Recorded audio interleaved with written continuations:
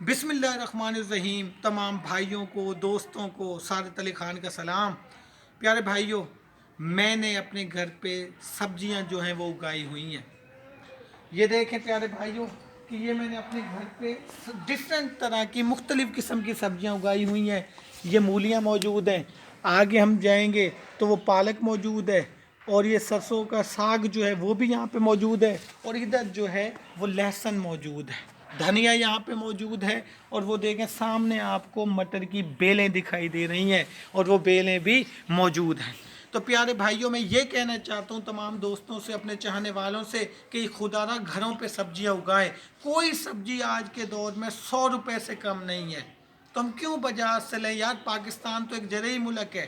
पाकिस्तान का 70% जो रकबा है, ठीक है, उस पे काश्तकारी होती है, ज़राअत होती है। तो फिर हम बाहर से सब्जी क्यों लें? क्यों 100 रुपए किलो आलू लें? क्यों 100 रुपए किलो मूंगरे लें? क्यों टमाटर लें? क्यों मटर लें? भाई अपने घरों पे उगाएं ना। ये देखें माशाल्लाह, मैंने अपने घरों में क्यारियां बना के सब्जियां उगाई हुई हैं, और अपने तमाम चाहने वालों से कहता हूं कि आप भी अपने घरों में सब्जियां उगाएं, पैसे कमाएं, खुद भी खाएं, अपने पड़ोसियों को भी खिलाएं और रिश्तेदारों को भी खिलाएं। शुक्रिया।